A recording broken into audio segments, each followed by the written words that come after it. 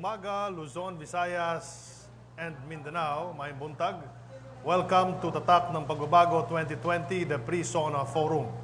Bago ang ikalimang State of the Nation Address ni Pangulong Rodrigo Roa Duterte, kami sa Presidential Communications Operations Office ay narito upang ihatid sa inyo ang mga cabinet clusters upang ipaliwanag ang mga polisiya at programa ng gobyerno na tutugon sa mga pagsubok na dulot ng pandemya.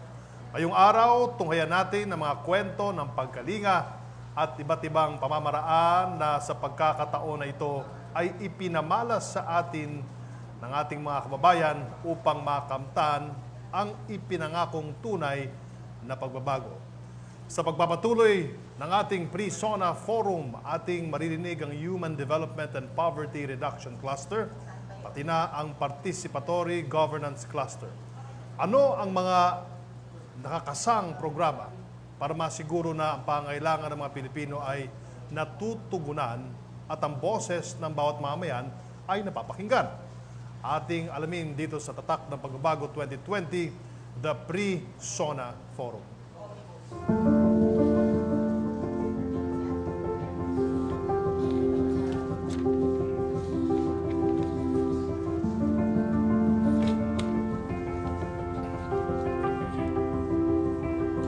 Sa pagbubukas ng taong 2020, kinaharap ng Pilipinas ang mga napakabigat na suliranin. Pinakamatindi na rito ang pandemya ng COVID-19 na nagbigay banta sa kalusugan at kaligtasan ng sambayanang Pilipino. Sa harap ng pagsubok, tayo'y nagkapit-bisig at nagbayanihan para sa ikagagaling ng lahat. Sa pangunguna ni Pangulong Rodrigo Roa Duterte, puspusan ang paghahatid ng tulong at serbisyo ng pamahalaan sa mga mamamayan sa gitna ng dinaranas na public health emergency.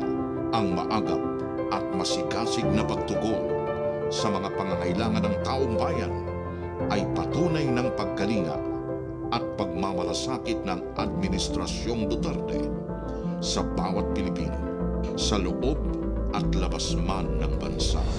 Bilang paghahanda para sa State of the Nation Address ni Pangulong Duterte, muling inihahandog ng Cabinet Clusters ang Tatak ng Pagbabago 2020, the Pre-SONA Forums. Sa pagkakataong ito, haharap sa sambayanan ng 6 na Cabinet Clusters upang ihatid ang mga tamang impormasyon at iulat ang katotohanan tungkol sa kalagayan ng ating bansa. Bitbit ang temang patunay ng pagkalinga. Layunin nitong sugpuin ang paglaganap ng fake news at disinformation. Sa unang bahagi ng Pre-SONA Forums, nariyan ang Economic Development Cluster na nagsusulong sa pambansang hangarin na muling umangat, bumangon at lumago ang ekonomiya sa pagkakalugmok sa sangasangang krisis na idinulot ng COVID-19.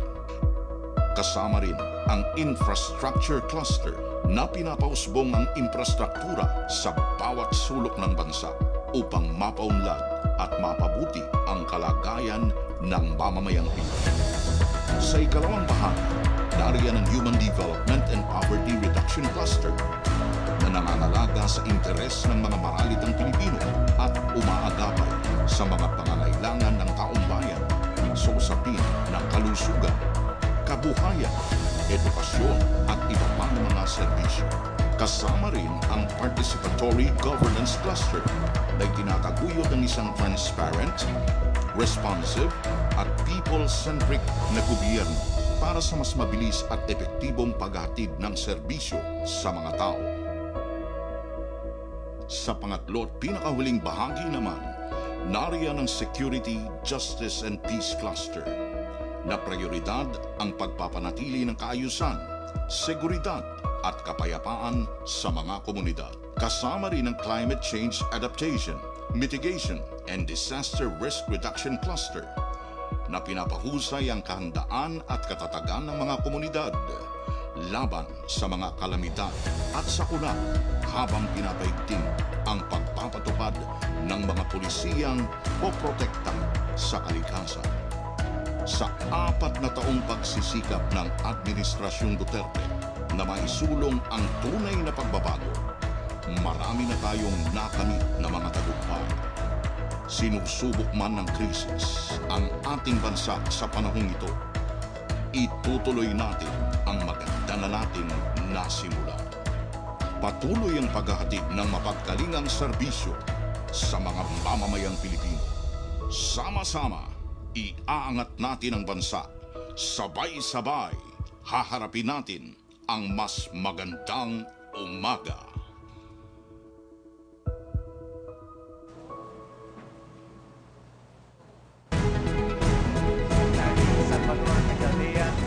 Social Welfare and Development Secretary Rolando Joselito Bautista, Interior and Local Government Secretary Eduardo Año, Budget and Management Secretary Wendell Abisado, Presidential Communications Secretary Martin Andanar, mga kabalikat ko sa gabinete, members of the Diplomatic Corps, partners in the private sector and civil society organizations, friends from the media, fellow public servants, mga kababayan, maayong buntag.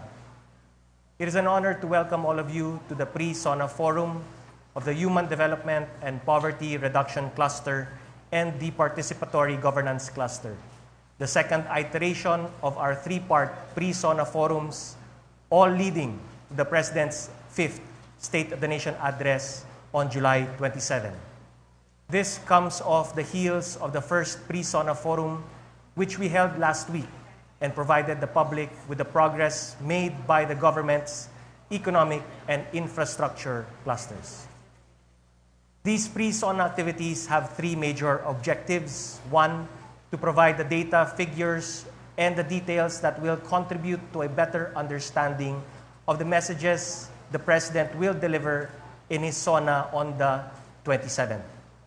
Two, to provide an extensive report on what the President has accomplished through the departments and agencies of government, their regular programs, projects, and services aligned with the goals of this administration, as well as our response to the COVID-19 pandemic. Three, to provide you, our people, with the opportunity to raise your concerns directly to the President through his counterparts in the Cabinet. Taon-taon po may SONA.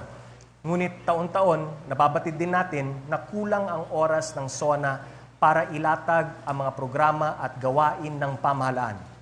These pre-SONAs allow us the opportunity to further articulate, comprehensively elaborate, and extensively explain what government has done, what it is doing, and what it is going to do to uplift the welfare of our people and address the challenges faced by our nation.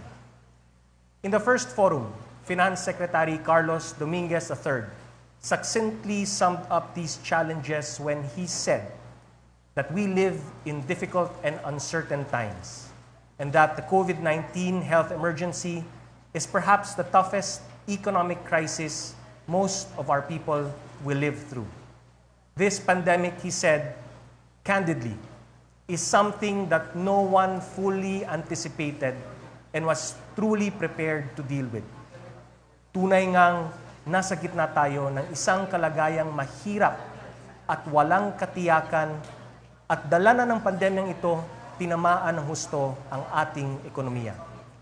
Wala ni isang bansa sa mundo ang nakapaghanda ng husto sa pananalasa nito. This is a reality we are reminded of every day. Araw-araw, nilalabas ng ating Department of Health ang mga numero. These numbers remind us that we are in the midst of a battle that is claiming lives and taking its toll on the health of our people. They emphasize that we face an invisible enemy that has far-reaching consequences on the lives and livelihoods of every Filipino man, woman, and child. Araw-araw, ang mga ito ay nagsisilbing paalala na tayo ay nasa gitna ng isang digmaang nagbabanta sa kalusugan at kumikitil ng buhay. Dinidiin ito na ang kinakaharap natin ay isang kalabang hindi man nakikita ay sobra-sobra ang epekto sa buhay at kabuhayan nating lahat. These daily DOH updates, however, do not fully capture the extent of the damage dealt by the COVID-19 virus. As our finance chief stressed last week, our unemployment rate in April of this year spiked to 17.7%. The subsequent shutdown of economic activities took its toll on local businesses, and the slowdown in economic activity and extensions of tax filing and payment deadlines combined to bring down our revenues. For the first half of 2020, estimated tax collections from the Bureau of Internal Revenue and the Bureau of Customs dipped to 1.2 trillion pesos, 16% lower than last year during the same period. Ang mga numerong ito, bukod po sa mga daily update ng DOH ay nakakabahala. Ngunit tulad ng nabanggit ko nung nakaraang linggo, the President and your government have long laid the groundwork for the economic recovery of our country. Ika nga ni Secretary Dominguez, in previous years, emergency spending and urgent borrowing might have been very difficult, but the economic performance of the Duterte administration prior to the pandemic, together with its approach to fiscal and economic management, made the country one of the strongest, most resilient, and credit-worthy economies in the region. Opo, nahirapan tayo, katulad ng mga bansa sa buong mundo. Ngunit dahil sa reformang pinansyal at maayos na pangangasiwa sa ating ekonomiya, bago pa man tumama ang pandemya, tayo ay isa sa pinakamalakas, pinakamatibay, at pinagkakatiwalaang ekonomiya dito sa riyon. Mga kababayan, hirap man tayo ngayon. May mga senyalis din na lumalaban at bumabangon ang ekonomiya. Tumaas po ng 4.4% ang mga koleksyon ng customs, evidence of increasing economic activity. Prior to the COVID-19 outbreak, the country received a BBB+ credit rating, the highest in our country's history. And even amidst the pandemic, international credit rating agencies have affirmed our sovereign ratings and have kept them at investment grade levels. Noong nakaraang buwan, tinaas pa nga ng Japan Credit Rating Agency ang credit rating natin from BBB+ to A-. Secretary Dominguez said it best. This is a vote of confidence in a sea of credit rating downgrades and negative outlook revisions worldwide. If the economic and infrastructure clusters gave us assurances of our economy's ability to rise above the challenges ahead, today, the human development and poverty reduction and participatory governance clusters will provide us information with regard to the steps government will be taking to provide the country's most vulnerable sectors with the social protection necessary to survive and thrive in the months ahead. In particular, the HDPRC, through its chairperson, DSWD Secretary Rolando Joselito Bautista, will be reporting what the cluster has achieved in terms of human capital development, poverty reduction, and enhancing the quality of life of every Filipino. Aside from the regular projects, activities, and programs that make up the HDPRC roadmap, Secretary Bautista will also present the cluster's accomplishments under the COVID-19 Adjustment Measures Program, the Social Amelioration Program, and similar programs aimed at mitigating the impact of the COVID-19 pandemic. Included among these developments are the Enhanced Partnership Against Hunger and Poverty Convergence Program, which is now helping a number of farmers and farmers' organizations amid the pandemic, as well as the Interagency Task Force on Zero Hunger, which I chair, and is now in the process of harmonizing government programs meant to ensure food security and reduce hunger so that we can say #goodbye gutom. Kasama sa mga bagong programa ng gobyerno ang Enhanced Partnership Against Hunger and Poverty or EPAP na siyang tumutulay sa mga magsasaka at mangingisda sa merkado na tumutugon sa hamon ng pandemya kasama ang Interagency Task Force on Zero Hunger ng ating pinangangasiwaan. Sa huling bahagi ng taong ito, lahat ng programa ng pamahalaan tungkol sa katiyakan sa pagkain at pagsupil sa kagutuman ay atin ng pag-ugnayin at pag-ibayuhin. The Participatory Governance Cluster, on the other hand, through its co-chairpersons, DILG Secretary Eduardo Anyo and DBM Secretary Wendell Abisado will share the accomplishments and milestones of the cluster's member agencies towards the enhancement of citizen participation in government processes by strategies that transform the public from mere observers to genuine partners of government. It should be stressed that this cluster has also been instrumental in our fight against the pandemic through first, the development of the National Action Plan against COVID-19, and second, in its efforts to ensure that funds given to agencies and LGUs for COVID-19 response are properly utilized and its reporting mechanisms for these are in place. Didiinan ko lang. Ang participatory and governance cluster sa ilalim ng pangangasiwa ni Secretary Anyo at Secretary Abisado ang siyang naging susi ng agresibo nating pagsuong sa laban ng bansa kontra COVID-19. Following the presentation of these clusters, an open forum will follow to afford you the opportunities to direct your questions at the concerned department agencies, secretaries, and heads of agencies. Before I wrap up, allow me to extend my sincerest gratitude and congratulations to our partners who made today's Pre-SONA Forum possible: the Human Development and Poverty Reduction Cluster, the Participatory Governance Cluster, the Presidential Communications Operations Office, the Office of the Executive Secretary, and my fellow workers in the Office of the President. Mga kababayan, kapag sama-sama, kaya nating umahon. Sa tulong ng Diyos at sa magkaisang aksyon, tayo ay babangon. Maraming salamat po. Maraming salamat, Cabinet Secretary Carlo Nograles. Ang ating Pre-SONA ngayong araw, katulad ng ating Pre-SONA nung nakarang linggo. Ang iba sa ating nakagawian dahil sa COVID-19. Ngunit hindi ito hadlang sa pagtugon namin sa aming tungkulin na magbigay ng tama at napapanahong impormasyon sa bawat Pilipino.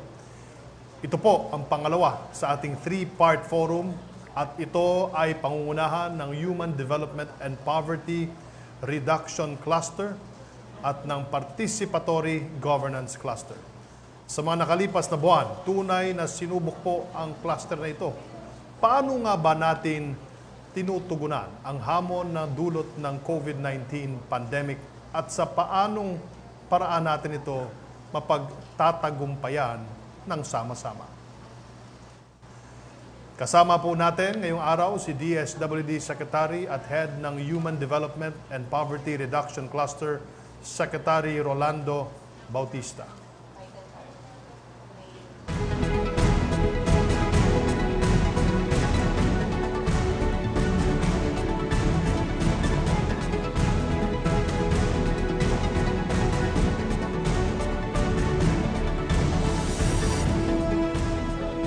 Chairperson, Secretary of the Interior and Local Government Eduardo Anyo, Secretary of Budget and Management Wendell Abisado, my fellow Cabinet Secretaries, members of the HDPRC, our friends in media, our dear beneficiaries, to our kababayans, Assalamualaikum warahmatullahi ta'ala wa barakatuhu. Magandang umaga sa ating lahat. 4 years into gearing towards bringing down the poverty rate to 14%, the country faced unforeseen challenges caused by the eruption of the Taal volcano and the global outbreak of the COVID-19.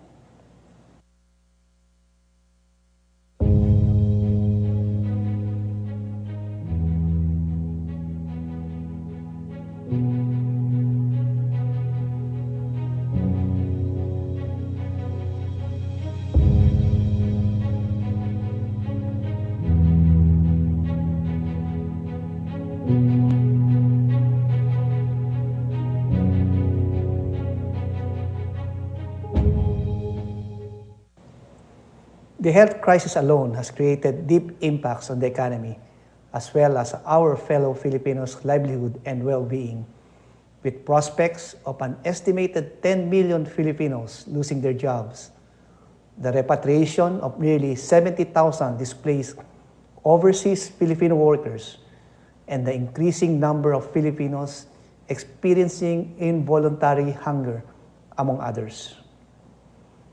Gayunpaman, patuloy na nagtutulungan ang lahat ng ahensya sa ilalim ng Human Development and Poverty Reduction Cluster o HDPRC sa pagbangon ng ating kapwa Pilipino mula sa crisis na ating ngayoy hinaharap. For the HDPRC, our utmost priorities continue to be the overall improvement of the quality of life of the Filipino people. By exploring innovations to beat the pandemic and by strengthening the tried and tested pro-people programs. This is reinforced by our 4 core strategies on education, public health, social protection, and building capacities and opportunities for the poor and marginalized. Napakalaki ang naging epekto ng pandemya sa edukasyon ng ating kabataan.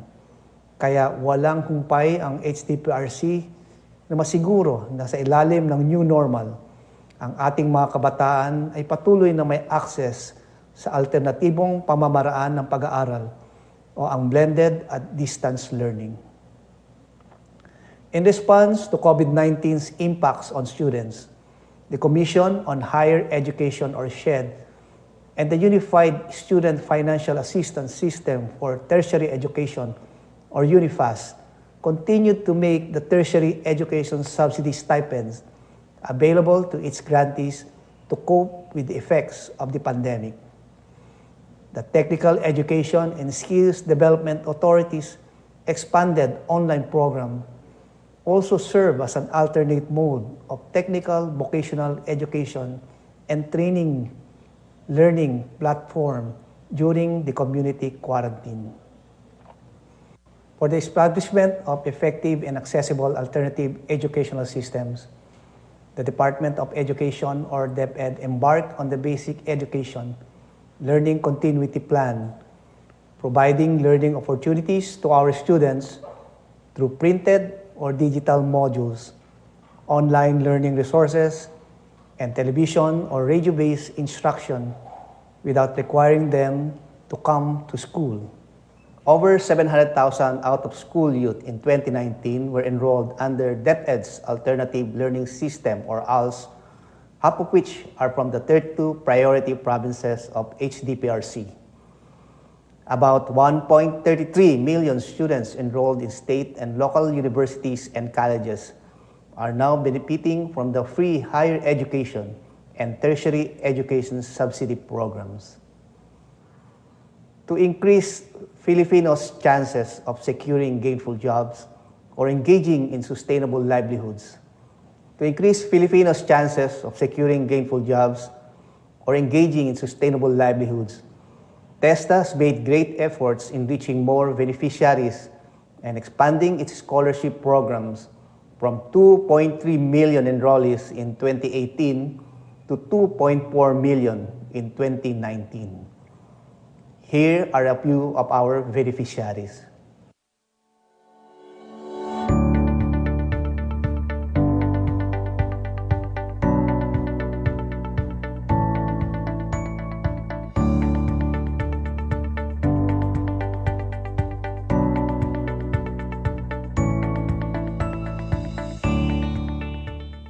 Sa panahon ng pandemya, ang pinakamahalagang tungkulin ng HDPRC ay magarantya na nasa maayos na kalusugan ng ating mamayan at sila ay may akses sa abot-kayang serbisyong pangkalusugan.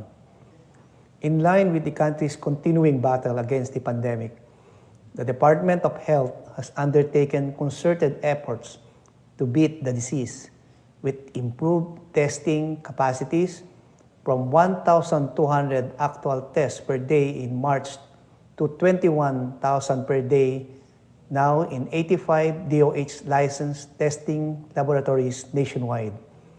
Nearly 18,000 dedicated beds for COVID-19, around 18,000 health personnel deployed to health facilities needing augmentation, and continuous distribution of personal protective equipment or PPEs and other essential medical equipment for our frontliners. For the protection of public health, specifically in boosting testing and treatment capacities, we will focus on the continuous improvement of our healthcare facilities by increasing the number of fully equipped isolation rooms, critical care beds in hospitals, and other crucial medical equipment. The Universal Healthcare Program shall be our platform in strengthening our healthcare system resilience. We are also working on establishing the Philippine Center for Disease Control Designing Systems to anticipate and prepare emerging and re-emerging public health threats and improving vaccine delivery. In addition to the pandemic-related health measures, the HDPRC advanced its efforts in expanding universal healthcare to all Filipinos and in addressing hunger and malnutrition among children, teenage pregnancy, as well as the prevalence of non-communicable and preventable diseases. The National Nutrition Council reported that prevalence of wasting and stunting among children under 5 have significantly reduced in 2019. This success can be largely attributed to the Department of Social Welfare and Development's implementation of the Supplementary Feeding Program, which served 1.8 million children ages 2 to 5 in 2019. Also, the DepEd school-based feeding program served 1.7 million learners from kindergarten to grade 6, ages 5 to 12, for the school year 2019 to 2020. Under the Adolescent Health and Development, or AHD program of the Commission on Population and Development, or POPCOM, over 170,000 empowered adolescents in 2019 were equipped with knowledge and life skills to prevent early pregnancy, early marriage, and repeat pregnancy. Under the expanded program for immunization, the DOH reported that 69% or 1.5 million of children have been fully immunized in 2019. Kasama sa layunin ng HDPRC ay masiguro ang katatagan ng ating mga kababayan upang maiwasan na sila ay malugmok pa sa kahirapan sa panahon ng krisis. With the declaration of the community quarantine last March, the government formulated the Social Amelioration Program, or SAP, in order to provide emergency subsidy and other forms of assistance to the most affected families during the pandemic. More than 19 million beneficiaries from the formal and informal sectors received emergency subsidies with a total amount of over 106 billion pesos from the DSWD's Emergency Subsidy Program in partnership with the Department of the Interior and Local Government and local government units. The Department of Labor and Employment COVID-19 Adjustment Measures Program, or CAMP, Abot Kamay ang Pagtulong, or CAMP AKAP, and Tulong Panghanap Buhay sa ating disadvantaged displaced workers, or TUPAD, Barangay Ko, Bahay Ko Project, and the Department of Agriculture's Financial Subsidy to Rice Farmers, or FSRF. Payouts for the second tranche of the SAP are ongoing. The Department of Trade and Industry, for its part, carried out loan moratoriums, price monitoring, as well as processed loan applications for affected micro, medium, and small enterprises to support them in their recovery. Around 69,000 returning OFWs and 7,000 locally stranded individuals, or LSIs, were provided with the necessary assistance from the HDPRC member agencies. For the provision of social safety nets, displaced local and overseas workers will be prioritized in the coming months. We will focus on getting them home and providing them with employment opportunities, livelihood support, along with online skills, upgrading and retooling programs. for the efficient and transparent delivery of social services. The DSWD is expected to strengthen and fast-track the implementation of social amelioration and continue to deliver its flagship programs in empowering individuals and communities to get back on their feet. Lastly, to tie all of this together, we will ensure the strengthening and implementation of risk-informed, evidence-based, and shock-responsive social protection systems to reduce the vulnerabilities of at-risk populations and improve their overall resilience. Even with the focused responses to the COVID-19 pandemic, the HDPRC also continued to implement its programs aimed at increasing human capital development and reducing poverty.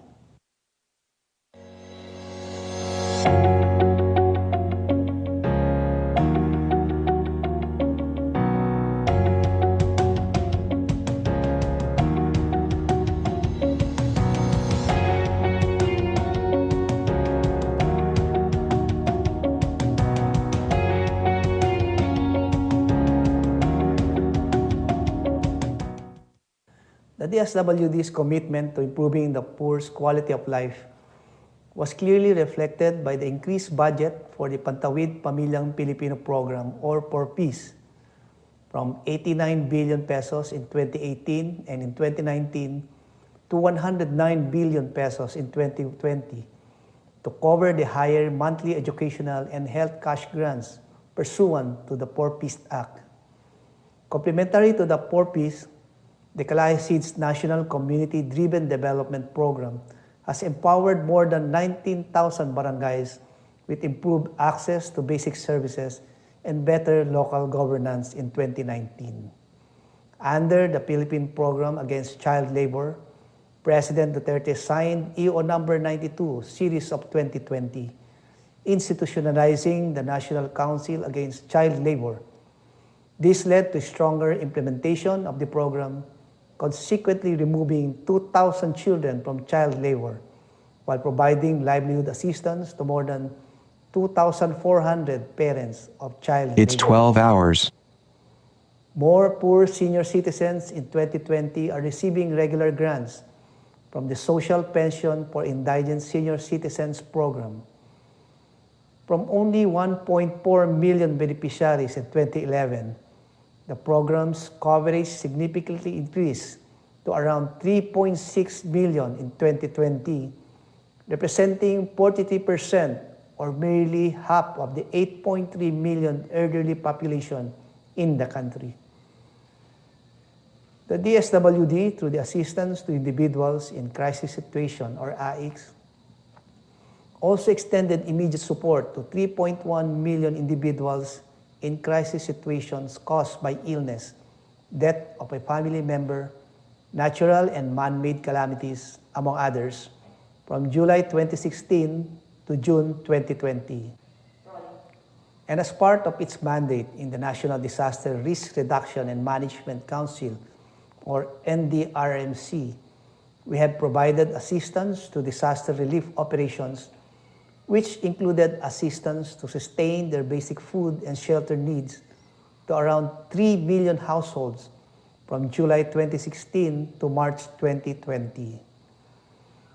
As part of its effort to provide full, decent, and productive employment for Filipinos, the DOLE Integrated Livelihood Program, or Kabuhayan Program, provided livelihood grants to over 40,000 beneficiaries. Since 2019, the Department of Agriculture Special Area for Agricultural Development Program, or SAAD, has provided 683 livelihood projects covering nearly 28,000 individuals and over 800 farmer group beneficiaries. Under the care and guide for stability of TESDA, around 46,000 marginalized individuals, which include former rebels, drug dependents or surrenderies, indigenous peoples, were provided with skills training and employment opportunities to help them become productive members of mainstream society. About 122 shared facilities of DTI have also been established nationwide, helping communities in livelihood training and in the processing and product development. These facilities have been crucial in also assisting the 700 household beneficiaries of the DSWD's Sustainable Livelihood Program.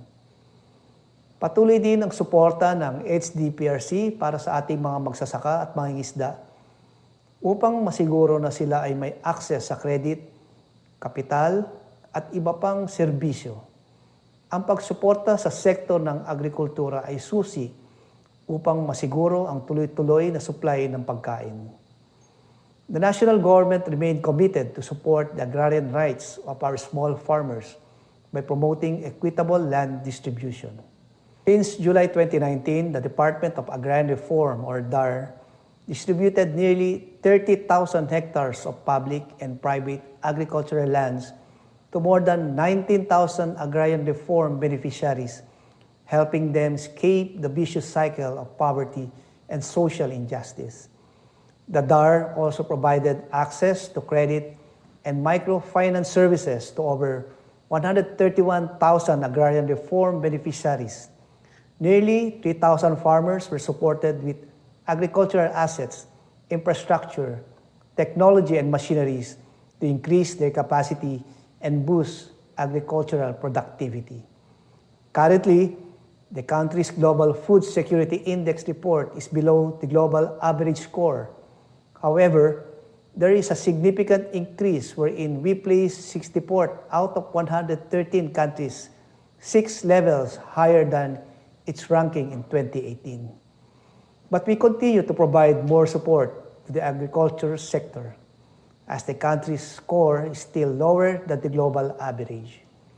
In line with this, we have strengthened support programs such as the Target Actions to Reduce Poverty and Generate Economic Transformation, or TARGET, Child Nutrition Project, Coconut Rehabilitation Program, and Gulayan sa Paaralan to shore up food security and nutrition quality in the country.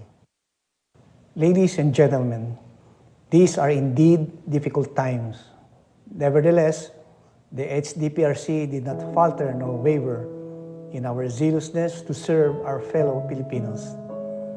Nais naming iparating sa ating mga kababayan, pati rin sa ating mga beneficiaries, na patuloy ang pagpapatupad at pagpapatibay ng mapagkalingang programang ikagiginhawa at ikakatatag ng ating mga kababayan sa panahon ng pandemyang ito. To my fellow HDPRC members, let us continue to work together and remain relentless in our objectives to build a stronger nation with empowered citizens.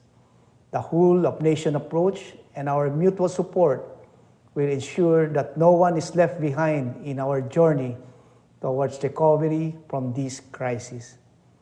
The pandemic may be the first and hopefully the last in our lifetime.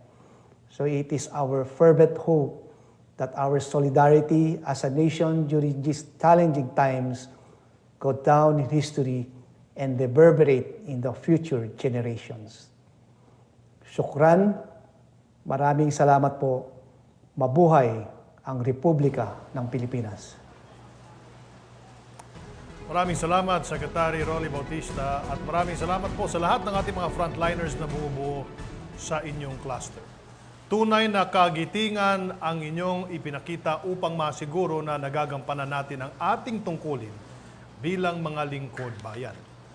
Ang pagsiguro na ang pangailangan ng taong bayan ay naririnig at ang bawat boses ay natutugunan ay malaga para sa isang demokrasya.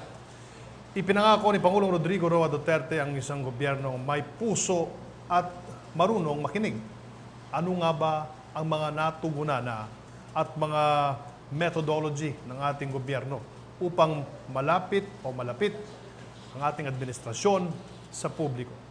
Ating alamin sa Participatory Governance Cluster na pinangungunahan nila DILG Secretary Eduardo Anyo at Budget Secretary Wendell Abisado.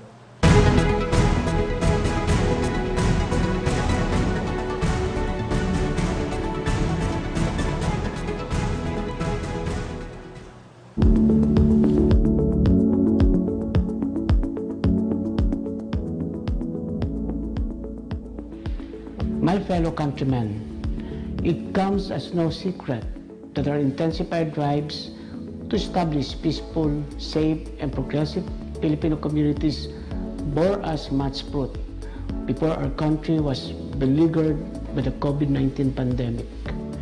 Illegal drug personalities, criminals, armed communist rebels, terrorists, and violent extremists quake in their boots because of our iron-willed crackdown on the lawless. They paid the consequences, but were also given hope to be restored. So I thank you, our Filipino people, for serving as our eyes and ears on the ground and for reporting questionable and criminal behavior through our emergency hotline 911. Gamit ang hotline 8888 at People's Law Enforcement Board, unti-unti nating naituwid ang mga baluktot sa sistema at napanagot ang mga tiwaling kawani ng pamahalaan. Moreover, by speaking out freely during our public consultations last year, you helped our local government units craft policies, projects, and programs tailored to fit the needs of the people. The online Talakayan series is also available for open discussions on development and government planning. You also help us monitor the progress of our local infrastructure and development projects by using our Development Life app and Citizen Satisfaction Index system. Thanks to you, good governance and public service delivery became more transparent, efficient, and people-centric. At dahil sa inyong pakikilahok sa advokasya ng mga ehensya ng pamahalaang nangangasiwa sa kanilang kapakanan, ay mas nabigyan boses ang mga kabataan, kababaihan, at mga kapatid nating Muslim. And in safeguarding the environment, your active engagement likewise help us ensure that tourist spots like Boracay, El Nido, Siargao, and Manila Bay remain ecologically healthy and sustainable. Traffic decongestion would also be difficult without your reports on road obstructions. All these successes led to laudable trust and approval ratings in the year 2019 and highly raised our hopes and aims for 2020. But scarcely have we made headways in our 2020 goals. Formidable disasters and a public health crisis not only destroyed much of our plans for the year, but more importantly, demolished our normal way of life. Sa ngayon, naharap tayo sa pandemyang hindi basta nagagapi, sapagkat hindi natin nakikita ang kalaban. It walks among us, lives among us, and even follows us into our homes. Sumabay rin dito ang problema sa food security, water shortage, at maging ang iba pang mga banta sa kapayapaan, kaligtasan, at seguridad ay nagsanga na rin. And in the midst of all these problems, poverty, joblessness, and an economic slump have pushed us into a humanitarian crisis difficult to resolve. Yet, despite all these present challenges and dangers, we saw the strength of the Filipino Bayanihan spirit shine through. Volunteers manned health checkpoints and isolation centers, cook food for the less fortunate, pack PPEs for frontliners, and open their homes for those who had nowhere to go. Indeed, your generosity is awe-inspiring and laudable to witness. I also salute all our medical practitioners, uniformed services, cooks and service crews, couriers and delivery personnel, and all the frontliners who continue to hold the line for our country's survival. We truly have no shortage of heroes. And while the government is doing its best to fight COVID-19, we likewise admit that we cannot untangle this mess alone. Thus, we want to thank you for filling in the gaps and helping us patch up the problems we have encountered thus far. Indeed, these overwhelming circumstances will only relent once a vaccine or cure is fully developed. Thus, a whole-of-nation approach is our key to containing this pandemic. We strongly believe that the most successful solutions to any problem, COVID-19 or otherwise, are those which have the strong support of citizens. In fact, the Participatory Governance Cabinet Cluster has just released a resolution affirming our commitment to integrate citizen engagement in delivering public goods and services. Kaya naman, hinihingi namin ang inyong pangunawa, pagtulong at pakikibahagi habang patuloy ang ating Pangulong Rodrigo Roa Duterte, ang pamahalaang nasyonal at mga lokal na pamahalaan sa paglaban ng pandemya. Help us ensure participative and effective governance as we undertake to implement the National Action Plan for COVID-19. Join us in our contact tracing efforts as we detect, isolate, treat, and reintegrate COVID-19 patients. Tulungan ninyo kaming magpatayo at magpatakbo ng mga hospital, isolation units, at testing centers habang isinasagawa ng pamahalaan ang expanded targeted mass testing sa mga posible pang tamaan ng sakit.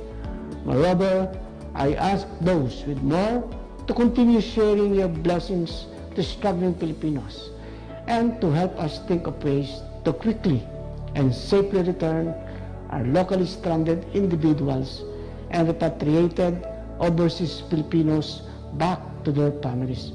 Huwag din kayo matakot, mag-alinlangang magsumbong at magreklamo laban sa mga uniformadong hanay o lokal na pamahalaan na lumalabag o may pagkukulang sa pagpapatupad ng batas at mga patnubay ng IATF-EID.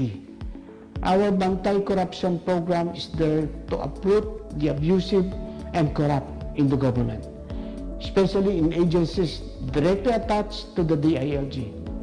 Meanwhile, we at the national government, the department, and other partner agencies, including the Philippine National Police, are here to take action on your grievances. And we assure you that we, including our LGUs and barangays, will be transparent and accountable in every decision and action we take. Only by working together can we ensure the continued integrity and excellence of our institutions. Moreover, report fake news propagators, market abusers, domestic violence perpetrators, and other questionable behavior as these peace spoilers threaten to unravel the progress of our COVID-19 response measures. And further, as we bring a harmonious resolution to armed conflict in the country, support programs like the C4 Peace, RCSP, COCPD, ECLIP, and PCBEI, because this highlights good and participative governance as well as economic development in ushering an era of peace and security in the Philippines. At ngayon, batas na ang anti-terrorism law. Mas magiging mahimbing ang mga gabi dahil alam natin ligtas ang ating mga anak laban sa mga nagbabadyang nakawin ang kanilang kinabukasan. Our children deserve to be raised in safe and secure communities, so let us build them an environment where they feel free to dream and aim for a better future. And now that we are gradually reopening our country to trade, industry, and public transportation, we ask our private sector friends to support our Balik Probinsya program by investing in the provinces and providing opportunities for locals. Together, let us spur countryside development and empower our local government units to create a brighter future ahead. Mga kababayan, ang landas natin ngayon ay puno ng mga matitinding pagsubok, and we cannot remain stagnant for too long. Neither can we afford to have a second wave of COVID-19 infections. Truth be told, our situation feels like walking across a tight rope. Kailangan balanse at naaayon ang ating mga desisyon at takbang sa pangangailangang panahon. So we entreat everybody to follow the minimum health standards. And while we gear up to tread a better normal, let us be disciplined and obedient to the motherland's rules and regulations. Let us unite to lift this country out of the mire and carry it on our shoulders the way our ancestors did. This is our home, and we must awaken spirit of bayanihan among us. And by keeping it alive, we have a legacy of resiliency and strength. That being said, we in the participatory governance cluster call on the Filipino citizenry to actively partake in nation building. We believe that it is the people who hold the power to mold the country and the future awaiting it. So let us all be responsible and someday pass on a nation that our children and their children's children will be grateful and proud to inherit. Muli, maraming salamat. Mabuhay ang sambayanang Pilipino.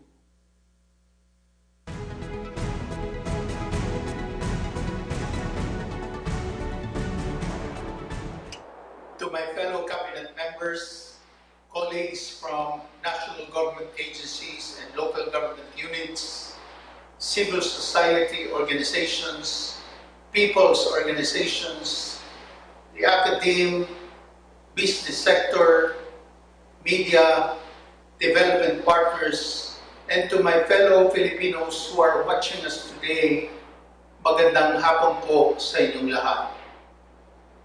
Sa biglaang pagdating ng COVID-19 sa ating bansa, marami po sa ating kapwa Pilipino ang lubos na naapektuhan, lalo na ang mga mahihirap at mga miyembro ng marginalized groups. Marami po ang nawalan ng trabaho dahil sa pagbagal ng ekonomiya, gawa ng pagsasara ng mga negosyo, pagsuspinde ng mga paaralan, at dahil sa mahigpit na pagbabawal sa mga pagtitipon. At naiintindihan ko po kayo kung lubos kayong natatakot sa panahon ng pandemyang ito at naguguluhan sa kung ano paman ang maaaring mangyari. Kaya naman sa panahong ito, higit na mas kailangan ng gobyerno na pagtibayin ang iyong tiwala sa pamahalaan sa pamamagitan ng pagbibigay ng sapat at tamang impormasyon at sa patuloy na pakikinig at pagtugon sa inyong mga hinaing. Kinakailangan ding palakasin ang kapasidad ng mga lokal na pamahalaan upang tuluyan nating masugpo ang COVID-19 pandemic. Para magawa ang lahat ng ito, mahalaga po na gumamit tayo ng tinatawag na whole of society approach.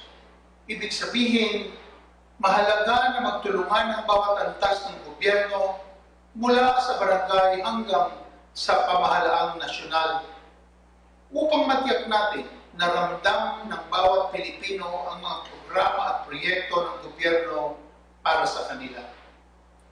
Mahalaga rin na magtulungan ang pribadong sektor, gobyerno, at mga civil society organizations upang mapagtagumpayan natin ang pagsugpo sa COVID-19.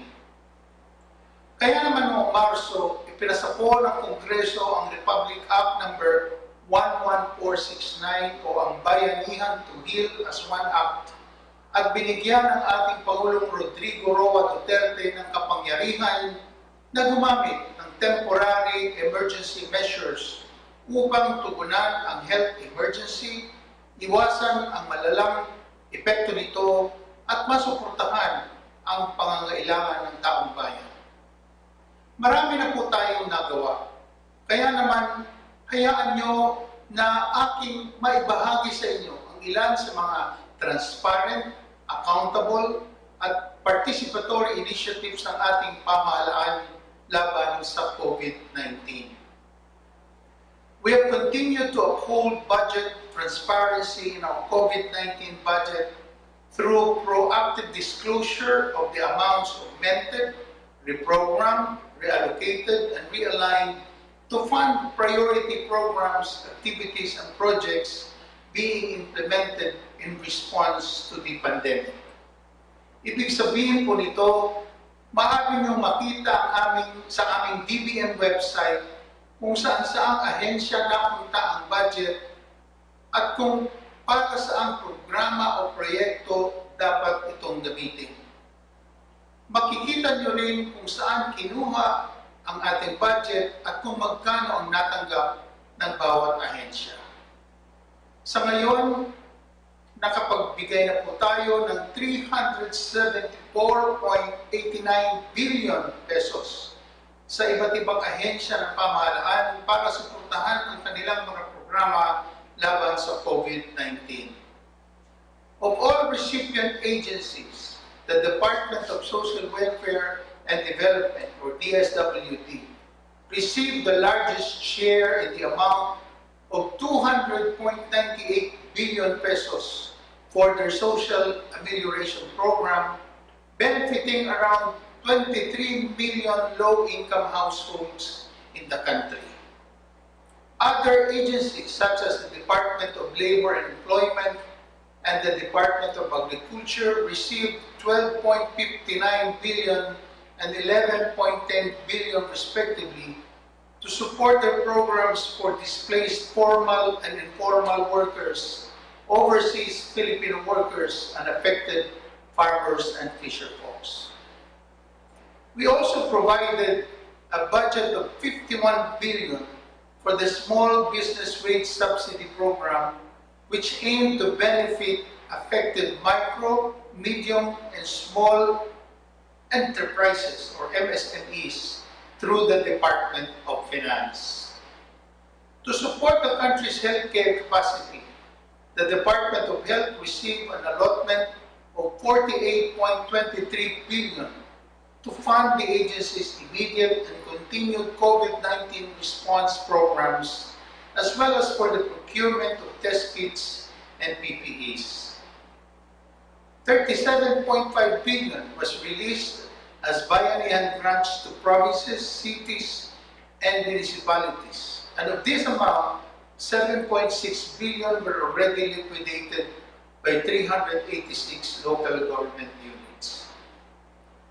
Bulk of the liquidated 54.24% went to food assistance and other relief goods for affected households, followed by procurement of hospital equipment and supplies at 9.63%, and other COVID-19 related PPAs and expenses at 8%.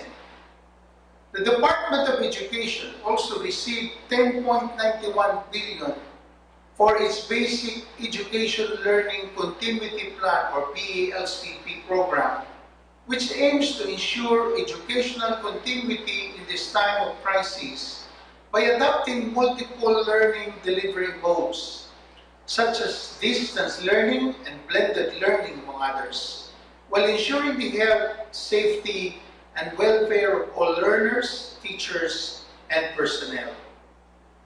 The remaining 2.58 billion was released to other agencies, including the Department of Science and Technology, Department of Trade and Industry, Department of Foreign Affairs, and the Department of Interior and Local Government, among others. Aside from upholding budget transparency, the executive branch also publishes and submits a weekly bayanihan report to the Joint Congressional Oversight Committee, which contains updates on government initiatives being maintained or implemented pursuant to the bayanihan law. Maliban sa pagsisiguro na transparent po tayo sa ating COVID-19 budget, meron din pong initiatives ang gobyerno kung saan mas pinadali natin ang access sa mga programa at proyekto ng pamahalaan. The Presidential Communications Operations Office, or PCOO, created an official COVID-19 response website, covid19.government.ph, which serves as a one-stop shop for basic comprehensive information about the COVID-19 pandemic and the initiatives of the national government to address its impact. The Department of Trade and Industry, or DTI, imposed a price freeze on basic necessities and prime commodities, established a COVID-19 Rapid Response Team to answer queries and facilitate movement of cargoes among quarantine control points. The agency also conducted 818 Kadiwa Descuento caravans to make products more accessible to consumers in 2,974 barangays, benefiting 272,837 households, even amid the lockdown restrictions. DTI also brought its services down to the barangay level through the livelihood seeding program, Negosyo Servisyo sa Barangay, benefiting 632 barangays and 4,824 MSMEs. Apart from the proactive response of various implementing agencies, it is also important for the government to provide a platform for citizens to give their feedback and in turn be able to have a holistic understanding of the situation. Napakahalaga na makinig ang gobyerno sa inyo para po maitama ang mga mali, mapunan ang mga pagkukulang at mas mapabilis ang implementasyon ng mga programa laban sa COVID-19. Kaya naman, marami din po tayo initiatives kung saan ang gobyerno ay bukas at nakikinig sa mga gusto ninyong ipahiwatig sa pamahalaan.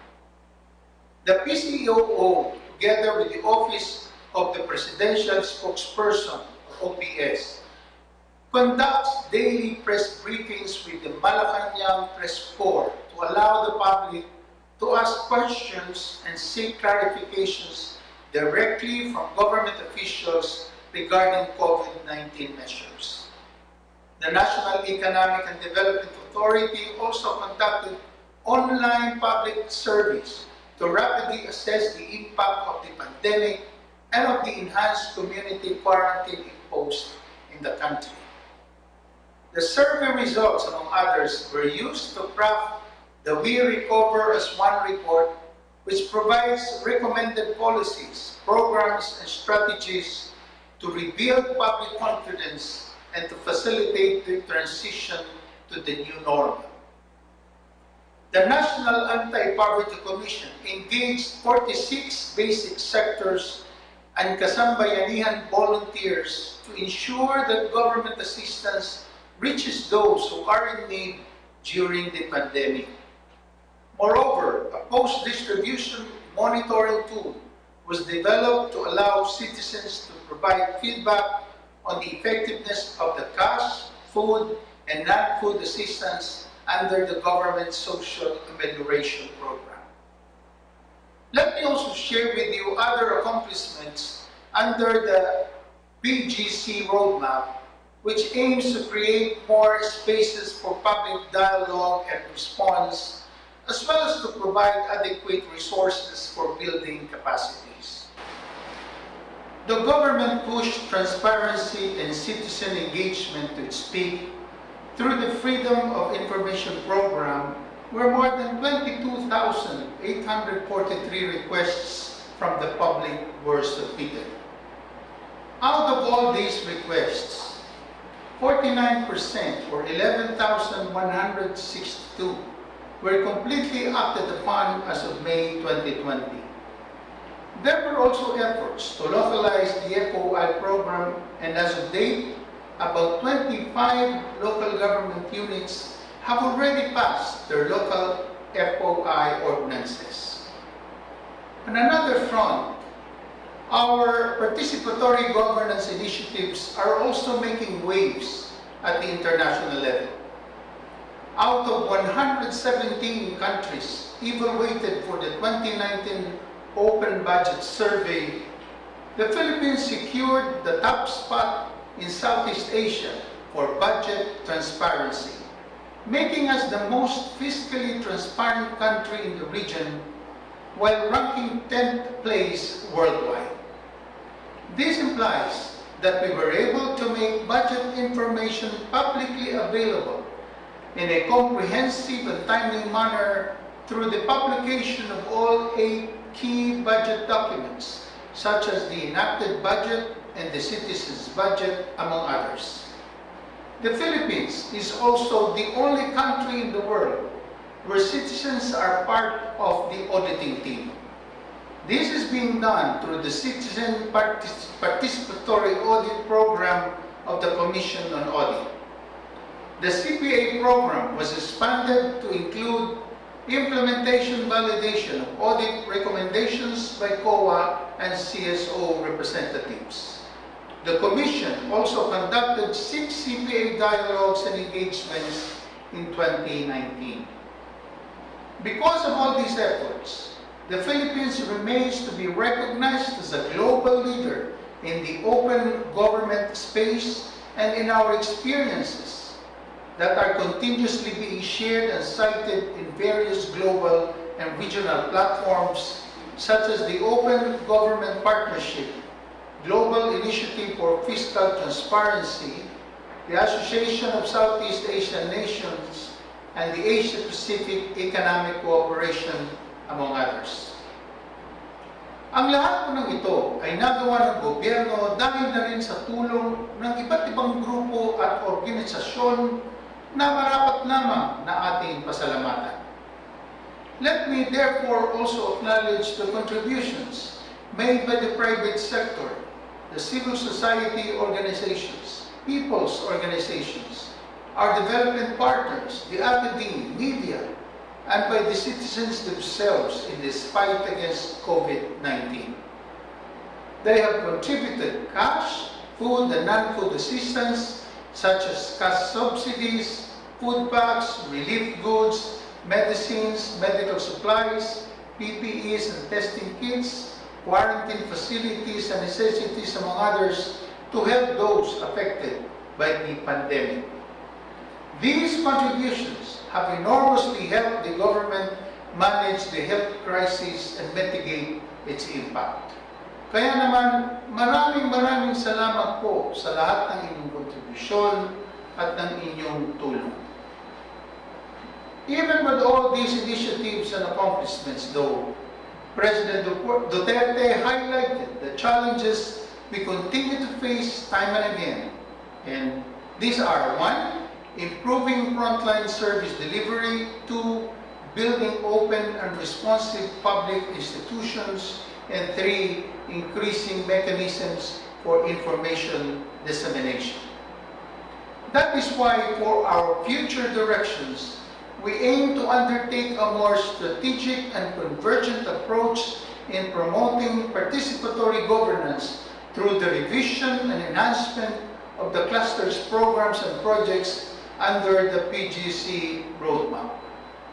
Moreover, bulk of the fiscal year 2021 budget will be reprioritized towards saving lives and protecting communities while making our economy stronger and more agile by further buttressing the healthcare system, ensuring food security, and enabling digital government economy, as well as helping communities to adjust to the new normal.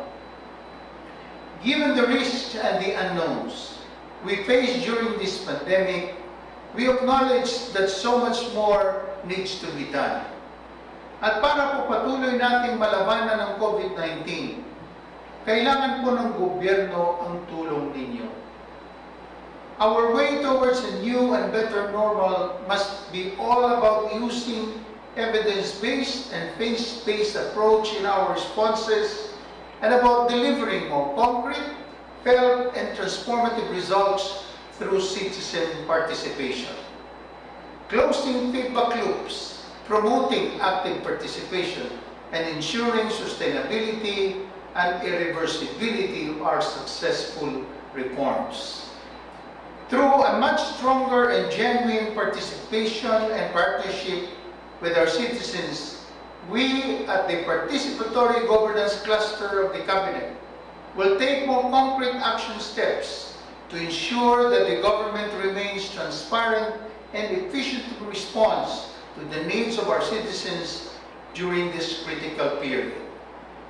Since at the end of the day, what matters most for our citizens is to know and truly feel that the government is there for them, we will deliver efficient and effective public services, listen and respond, and serve and protect and give the most that the government can.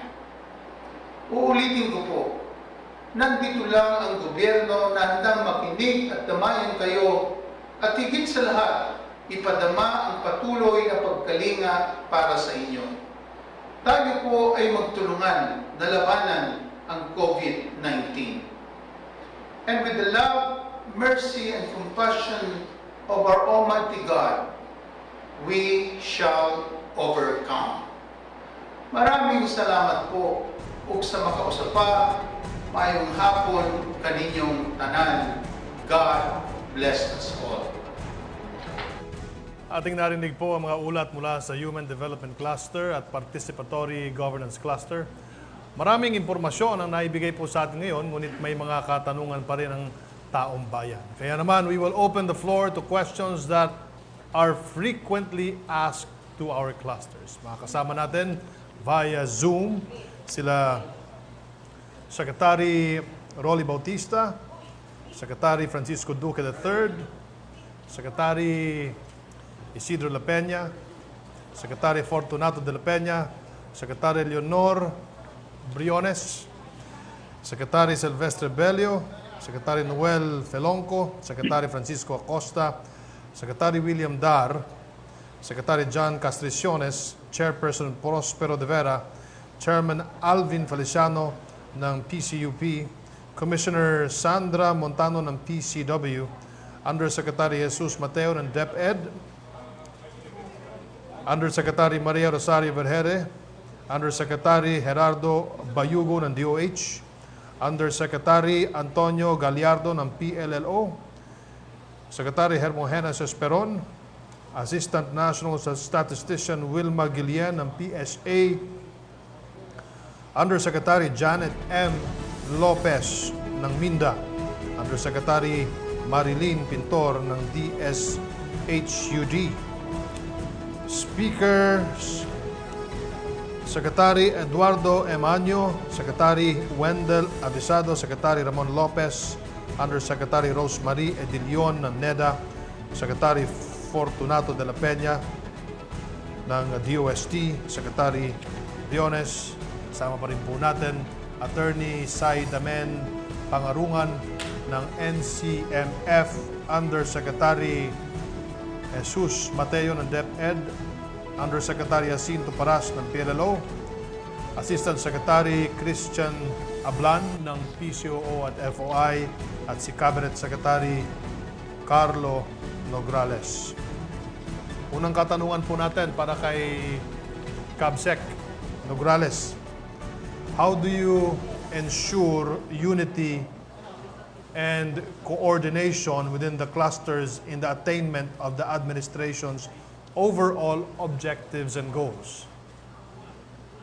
Maraming salamat, Secretary Martin. Actually, ang ating mga clusters, meron po silang Cabinet Cluster Secretariat. So, bawat cluster, meron po tayong secretariat doon. At meron din po tayong tinatawag na Cabinet Cluster Secretariat System kung saan nagmi-meeting ang lahat ng secretariats ng lahat ng clusters para pag-usapan kung ano na yung mga updates and accomplishments at ang mga commitments ng bawat cluster at syempre para synchronized at coordinated ang lahat ng mga efforts po natin. Pangalawa po, meron din po tayong syempre sinusuportahan natin ang convergence budgeting. So kung saan meron mga programs, activities or projects na pwedeng mag-converge between and among different agencies and departments, ito po yung binibigyan din natin ng kinaukulang suporta, no? At ang DBM, sinusuportahan din nila itong convergence budgeting, siyempre. Pangatlo po, meron din po tayong tinatawag na Cabinet Assistance System, kung saan yung mga matters, issues, and concerns na kailangan pong desisyonan ng ating Pangulo o maging ng kanyang gabinete ay pinag-uusapan po natin doon sa Cabinet Assistance System. Kung ma-iron out natin at ma-resolve natin yung issues doon, then i-resolve po natin sa level na yon. Pero kung hindi, ay inaakyat po natin for agenda sa cabinet meeting, kung saan hintayin natin yung magiging desisyon ni Pangulo at yung kanya pong direktiba. At syempre pa, itong ating Pre-SONA forums, isa rin po itong paraan kung paano na-update ang ating accomplishments, paano na-assure na synchronized po at coordinated ang lahat ng efforts ng gobyerno at nire-report natin sa taong bayan ang lahat ng ito for constant updating po sa inyo. Cabinet Secretary Nograles, ang susunod po nating katanungan ay para po kay DSWD Secretary Rolly Bautista. What is the DSWD's effort to cushion the impact of COVID-19 and prepare for future pandemics?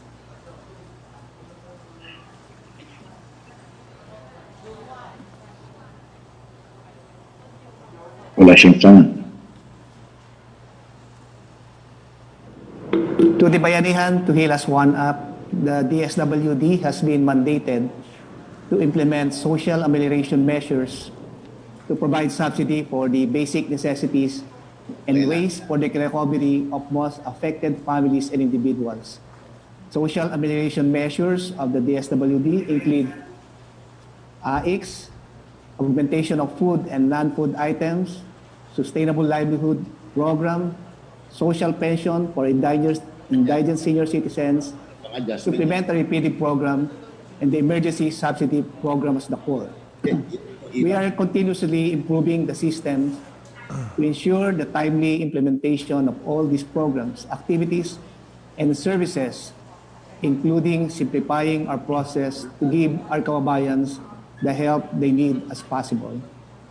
And while we trust that these interventions are crucial in cushioning the effects of the pandemic, we also believe that it is high time to approach issues from a systems-wide approach rather than a program's perspective. That is why we are doing the best we can to improve our strategies and policies so that our agency will be better prepared and our people less vulnerable and more resilient to risks brought about by the pandemics and disasters.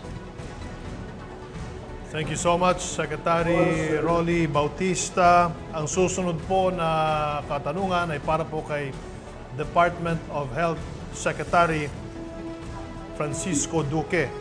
What is the government's integrated health program to respond to COVID-19 and future pandemics?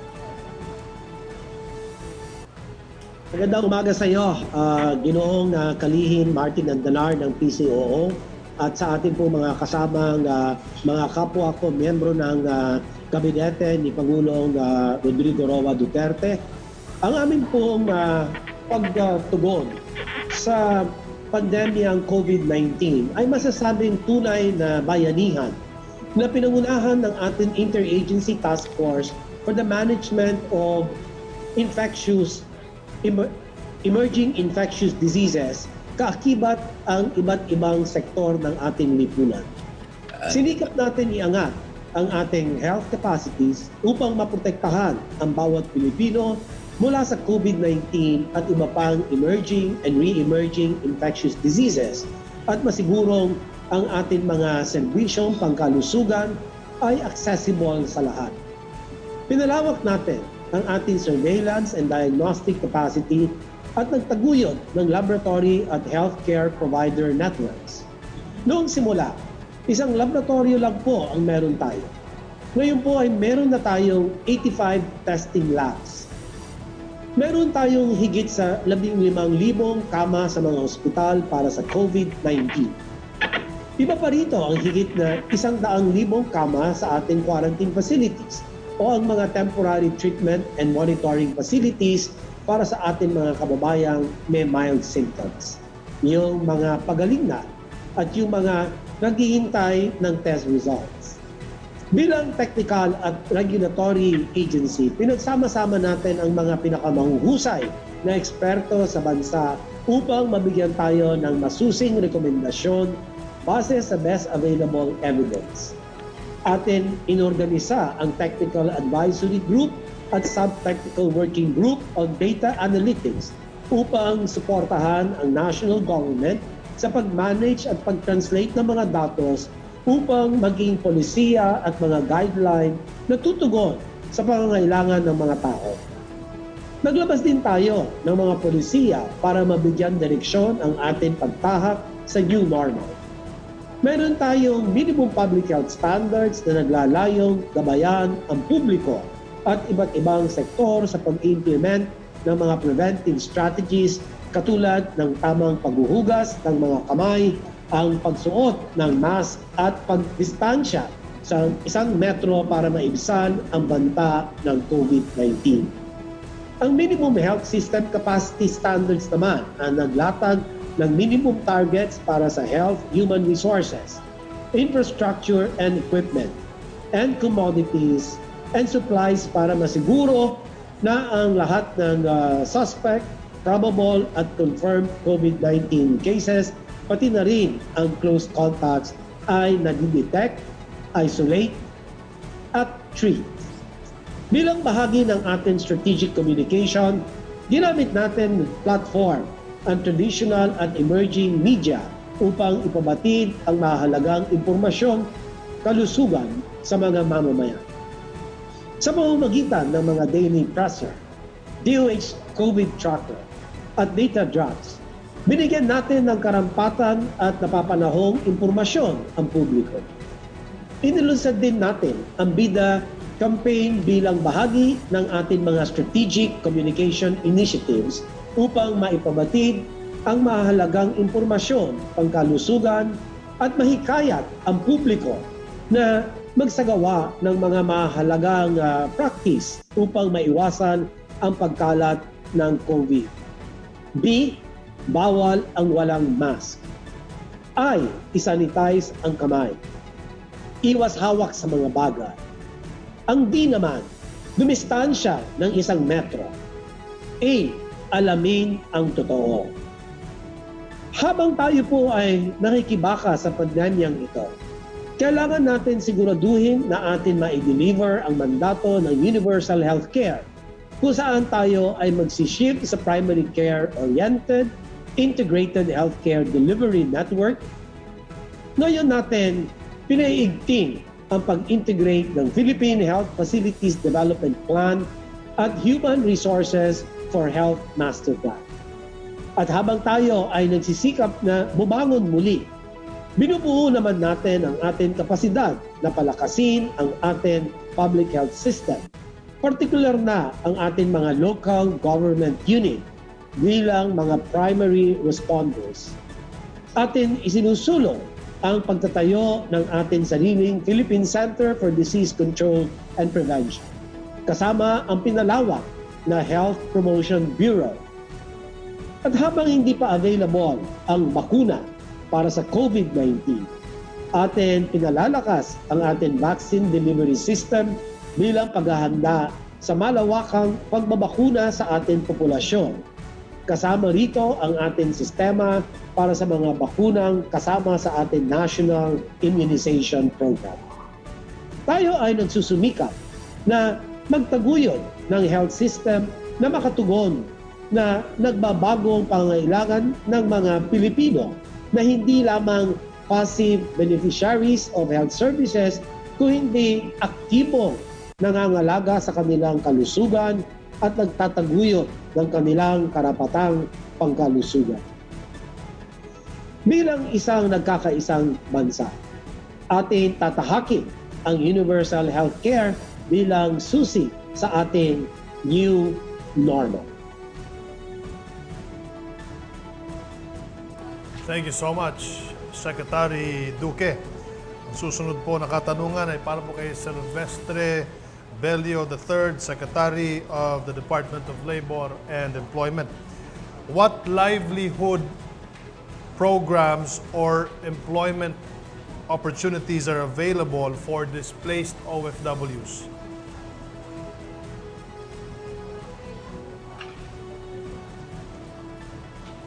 Thank you, Sec Martin. Marami po kaming programa para sa ating mga OFWs. Unang-una, pagbalik, meron kaming Balik Pilipinas, Balik Hanap Buhay. Bibigyan namin agad dyan ng 20,000 cash for a livelihood project na kanilang pipiliin. Kadalasan, karinderya, kadalasan yung welding shop, yun ang ginagawa nila. We also have a very good employment opportunity for OFWs, lalong-lalo na mga may teaching experience or proficiency. Ito yung sa Pilipinas, ikaw ang ma'am and sir. Kapartner ko dito yung seatmate ko si Secretary Liling na meron kaming usapan doon sa Memorandum of Agreement na yung aming OFWs ay dapat bigyan ng priority sa teaching profession nila. Now, in addition to that, Sec Martin, mga kasamahan ko sa kabinete, marami pa kaming programa para siguraduhin natin na magkakaroon ng trabaho bagamat pandemic mode tayo ngayon. Kagaya nung sa pag-uusap namin ni Secretary Villar, Secretary Artugade, at saka yung partner ko si Secretary Mon Lopez doon sa full implementation ng Build Infrastructure Project of the President. Dito magkakaroon ng maraming project na implement and this will revive yung Tapos ating... dito sa number mo, anong... Ano yun? Yung this will revive the construction industry and we hope to generate not less than 400,000 working opportunities. Kausap namin dito yung mga leaders ng construction industry and they committed to us that they will not only hire our construction workers, they will see to it na ma-maximize yung availability of work by manualizing yung work rather than mechanizing the work. So sa halip na bibili ng bako, mag-hire na lang ng additional 50 workers. Meron din tayong programa na yung DOLE Integrated Livelihood Program.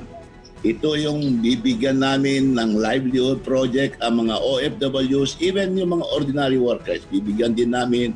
And we will also provide opportunities like giving them or extending to them 250 to 1 million loan at very minimal interest para sa ganun ay makapasok sila sa negosyo. Ayun po, yun po ang aming mga plano para sa ating OFW at tinitiyak namin lalong-lalo na sa BPO, yung call centers. We have already an invitation for not less than 6,000 call center agents and we requested our mga nasa industry ng BPO na kung maaari i-prioritize nila yung mga OFWs natin. Yun lang, Sec Martin. Thank you very much. Salamat, Sec Bebot Belio. Ang susunod po natin na katanungan ay para po sa TESDA kay Secretary Isidro La Peña.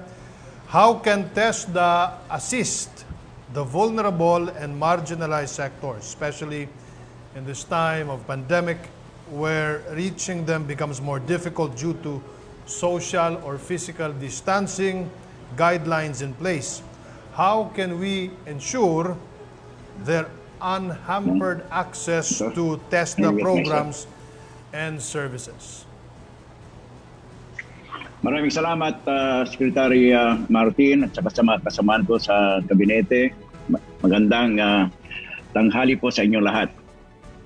Ang TESDA, being the lead agency for the Poverty Reduction, Livelihood and Employment Cluster or PRLEC ng National Task Force to End Local Communist Armed Conflict, is in close coordination with the local government units and in support of our LGUs and other PRLEC member agencies in convergence, in livelihood programs for the more affected and vulnerable communities, such as the indigenous people and their communities, mga former rebels, at ang mga beneficiaries ng Pantawid Pamilyang Pilipino program.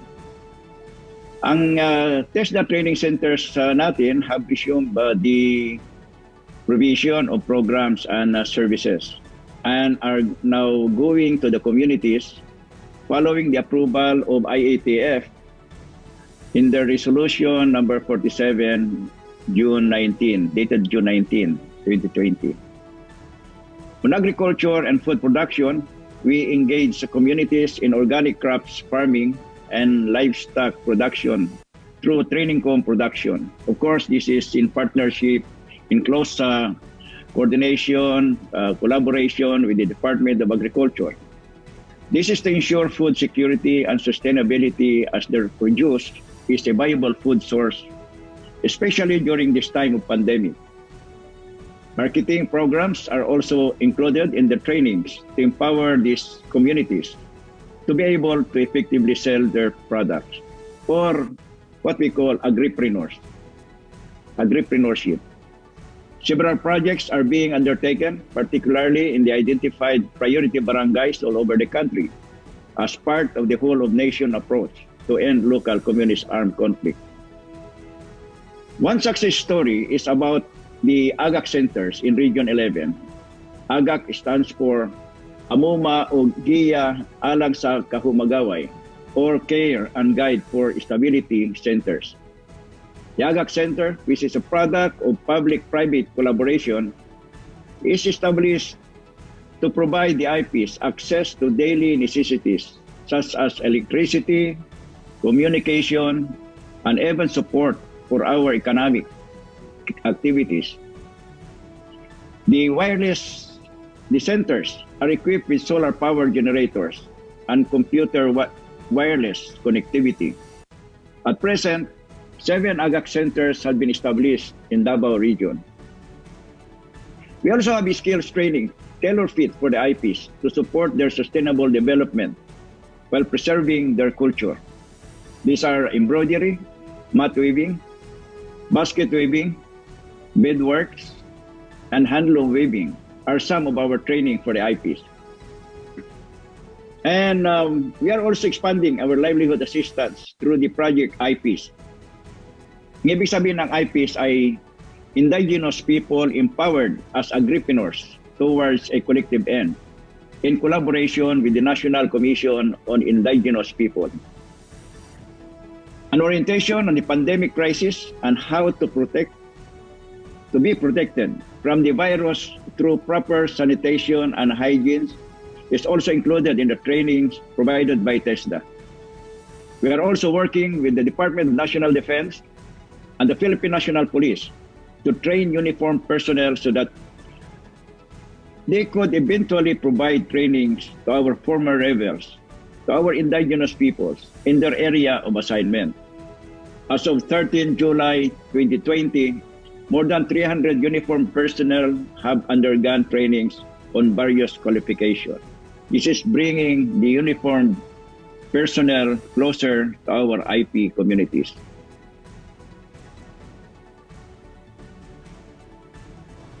Thank you so much, Secretary La Peña. Ang susunod po natin na katanungan ay para po kay Undersecretary Jesus Mateo ng DepEd. Can the government set up an online learning center per barangay with complete gadgets and Wi-Fi connections where students within the barangay may go to attend virtual classes from the respective schools, in which the setup can be similar to commercial computer centers or computer shops? Secretary Andelar. Yeah, Secretary Briones is here. Maybe we can request Secretary Briones. Ma'am Liling is here, sir. Yes, good afternoon. sa ating lahat. Magandang tanghali at mayong udto ka natong tanan, mga bisoy, mga bisdak. I'm very happy to share with you what the DepEd has accomplished during this period of pandemic, which has harmed not only the health status of our people, but also our economy. We have always said education must continue and our learners cannot wait. And so our most important announcement, which we made as early as April, is that classes, schools in basic education will open on August 24. We have already developed as early as April also our learning continuity program, which means that learning will continue, COVID or no COVID, economic difficulties or no economic difficulties, may bagyo, may lindol, o may baha, patuloy ang edukasyon. Now, ang latest enrollment numbers natin, tomorrow will be the last day of enrollment, but there are also provisions for late enrollment, which are already in department issuances. As of this morning, practically 3/4 of our enrollees last year have returned. So we have a total already of 20,220,507 learners who are already registered with us. And more will be coming tomorrow, and many more will even take advantage of the late enrollment policy of DepEd, which has always been there. Also, I'm happy to report that for our alternative learning systems, 257,220 learners have enrolled in spite of the fact that our working learners, itong mga nawala ng trabaho, are still in the process of adjustment to their new situation. They have enrolled also in our program. We say that education must continue.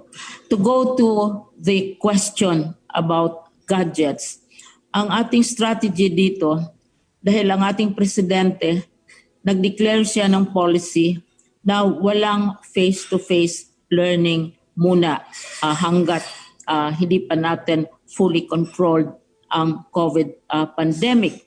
Kaya ang ating polisiya ay blended learning, kung saan mayroon tayong online platforms, nearly 9 million nakasubscribers sa ating online platforms, kung saan nandoon ang lahat ng mga materyales natin. Pwedeng gamitin ang ating mga gadgets, pwedeng gamitin ang cellphones. There are 179 million cell phones all over the country. Many of our children and our teachers also have gadgets, but we are not insisting that they go online kasi may ibang alternatibo. Kung hindi pwede ang online, ang sabi namin, nandyan ang telebisyon, nandyan ang radyo. Right now, busy kami, abalang-abala kami na nakikipag-coordinate sa PCOO para ma-expand, para magamit ang kanilang radio and television facilities. Ina-assess din namin ang napakaraming offers ng both public and private sector providers para sa alternative ways of sharing learning. Pagkatapos, kung hindi talaga pwede, kung walang connectivity, walang radyo, walang platform, walang cellphone, then yung sinasabi nating nandiyan naman yung It's Better manual. Kaya mayroon tayong mga printed modular materials na i-distribute, i-deliver sa mga bahay-bahay ng ating mga eskwelahan sa tulong ng ating mga local governments. So ibig ko sabihin, ang Sec Martin, hindi pinipilit ang mga bata na mag-online sila kung hindi talaga pwede ang online dahil maraming ibang paraan na matuturuan sila without necessarily going online. As a matter of fact, abalang-abala kami ngayon para handain ang mga ating mga modular learning materials at this time.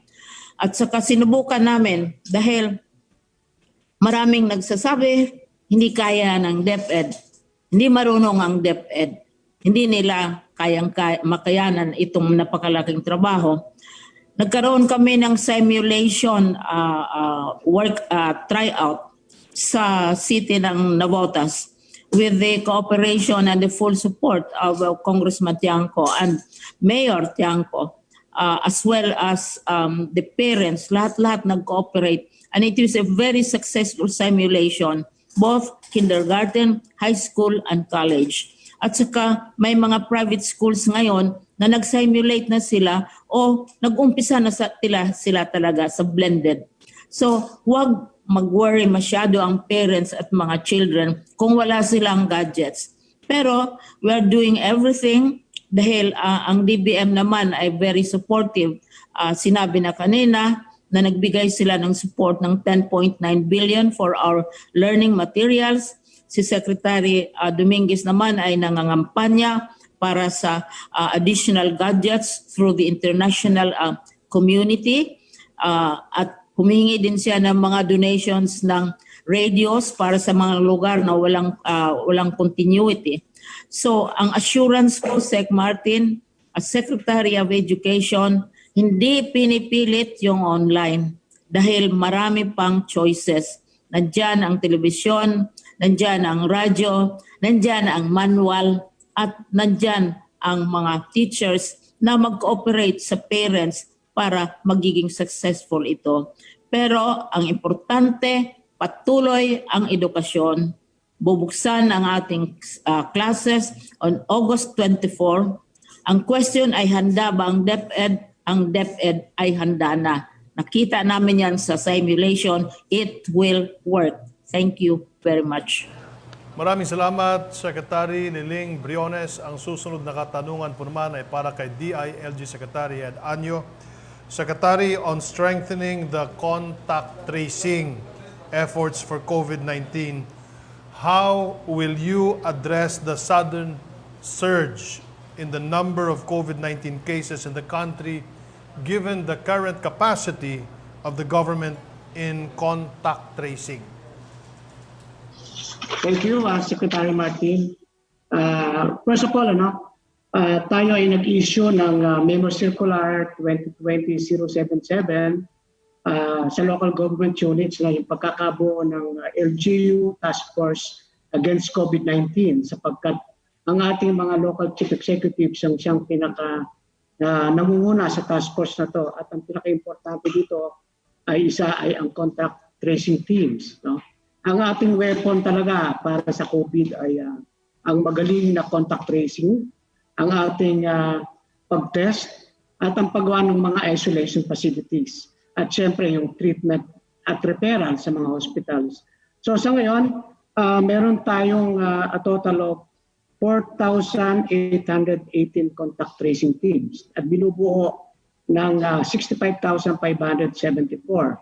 Kung nagsimula tayo noong March ay almost 219 lang yung ating contact tracers, no? Kukunti.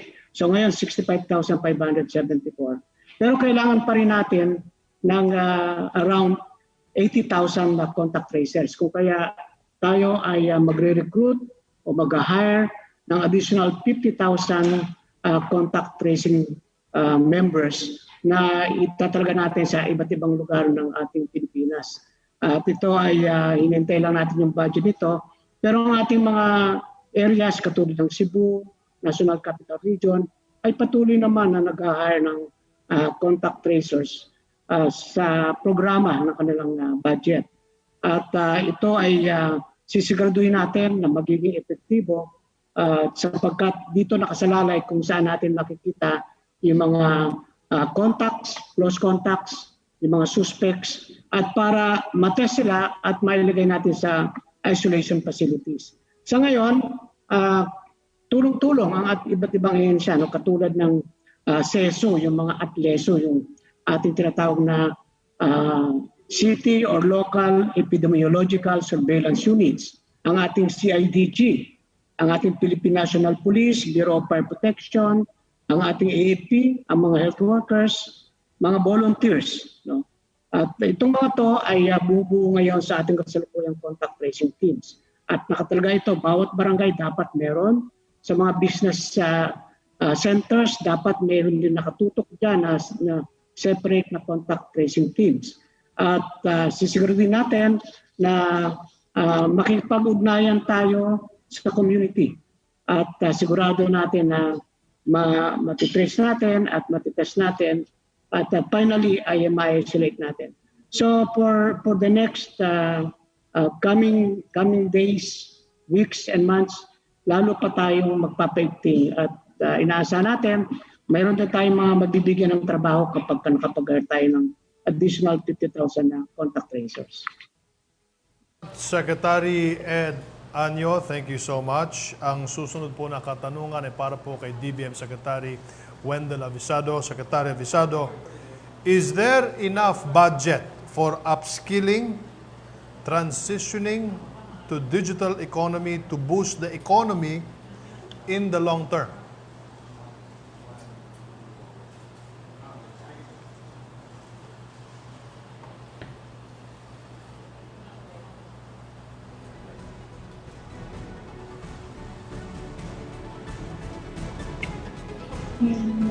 Hindi.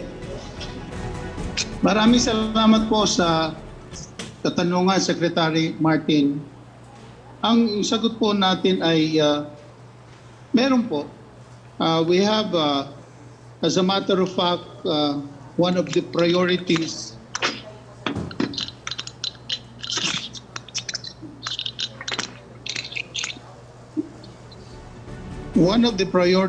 under the 2021 proposed national budget is really in the matter of upscaling our capability to respond to this need now of transitioning to digital economy. The only way for us to boost our economy is to go digital. Kaya naman po, for next year, the government plans to fast-track programs that will promote digitalization of the economy, the health sector, the government and social assistance, among others. For instance, there will be a budget allotted for distance learning under the Department of Education, distance learning systems and the procurement of telemedicine kits, as well as for the conduct of capability building and continuous learning programs, which includes the use of e-learning platforms and digital upskilling.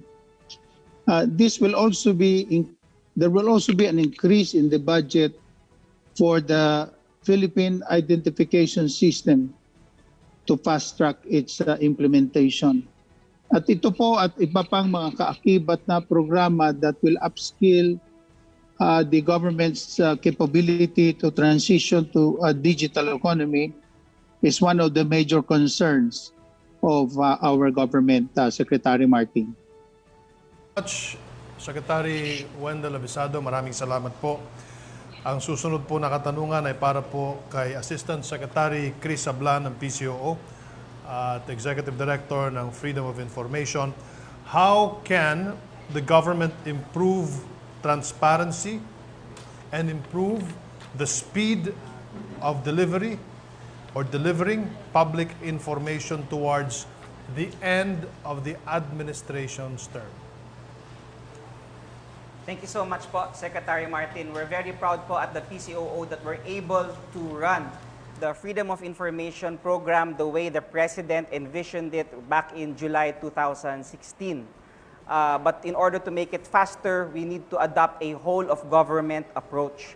Right now, the executive order is limited only to the executive branch, and we would like it to cover the entire government, including our judiciary, our Congress, our constitutional commissions, as well as our local government units. That's why we are calling on Congress to finally pass the Freedom of Information law within the term of the President.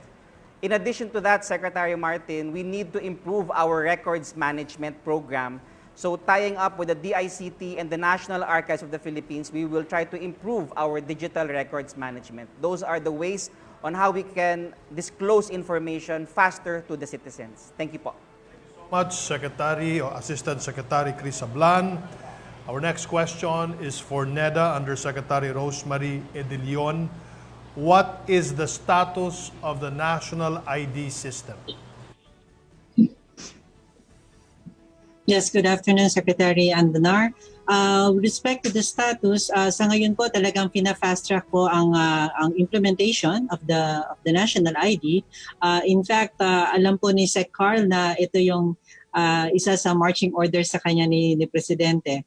So right now, nandun na po sa stage na yung tinatawag natin na ABIS, the Automated Biometric Information System, is already being procured, and the PSA is also being assisted by the DICT para mapabilis po yung pag-evaluate ng mga magdadatingan ng mga bids na ito. So we're hoping po talaga na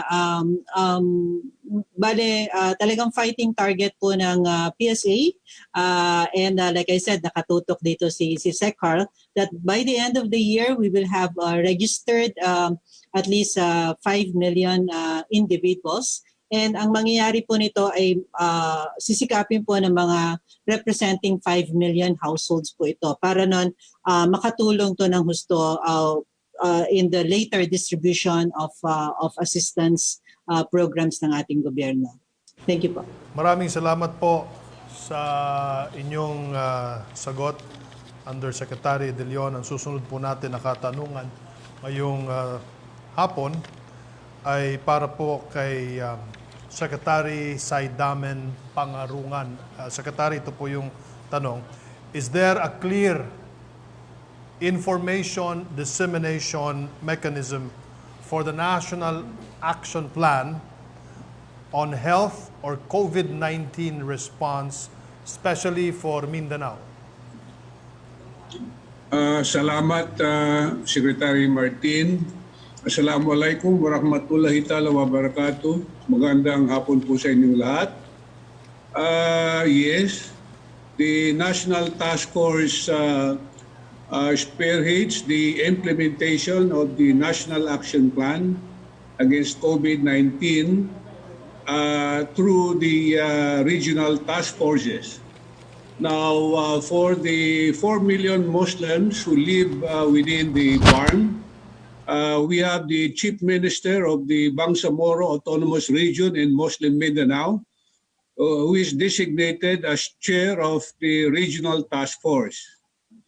For the other 8 million Muslims who live outside the BARM, we have the National Commission on Muslim Filipinos that created recently regional task forces for its 11 regional offices and 10 field offices that responded to all calls for help and assistance to our Muslim communities nationwide.